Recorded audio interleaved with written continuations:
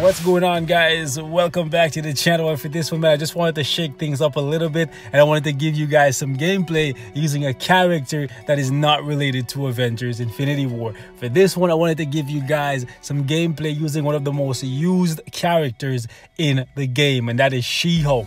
And while She-Hulk is on, I would say 80% of the teams in the game, especially when it comes to endgame content, 99% of the time when she's on those teams, she's not being used for anything other than her leadership, because her leadership is actually one of the best leaderships in the game. As you can see right here, she will increase the damage of all allies, hero or villains, by 55% when they're up against male types. Okay, and that's actually huge, because as of right now, guys, as you can see right here, we have 157 characters in the game, and 102 of those characters are male characters. So that right there should give you guys a good understanding of just how valuable She-Hulk is as a leader. And on top of that, stuff like ABX, when you're up against the Frost Beast and those minions, they're also classified as males. So that's why you're going to see She-Hulk on a whole lot of teams, but outside of her leadership, she's actually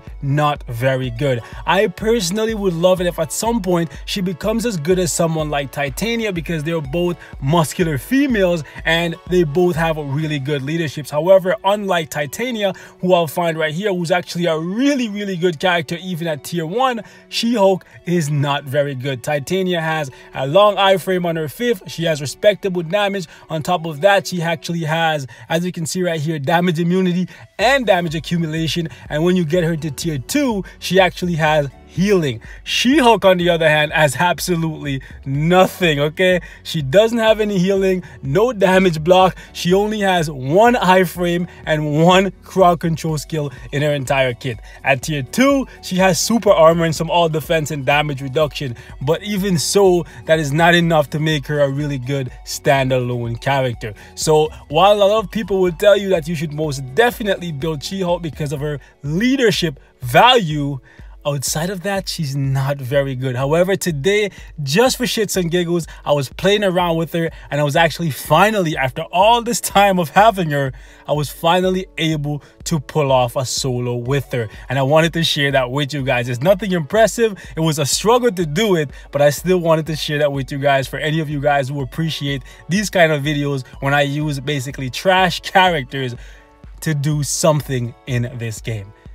Okay, now with that said, guys, let's actually go ahead and take a look at the build for her, and then I'll give you guys a little bit of gameplay, man. So as you can see right here, 117 for attack speed, 47% for critical rate, 151 for critical damage, 37% for ignore defense, and 50% for reduced cooldown duration. So overall, her build is just mediocre, but to be honest, you should not be investing too much in She-Hulk outside of just getting her to level 60, 6-star mastery, just for her leadership, because as of right now, even at tier 2, she's not going to be that good of a character. As you can see, the gears are obviously at 20. That's just standard for me these days. The kills are all at 6. And as you can see right here, I have binary power because she really needs that survivability. Her damage is decent. It's just keeping her alive for anything more than, I would say, 45 seconds. That becomes a real hassle with her. So you definitely want to give her an HP shield or some kind of recovery ISO set. And on top of that, you most definitely want to give her an invincibility obelisk. And even so,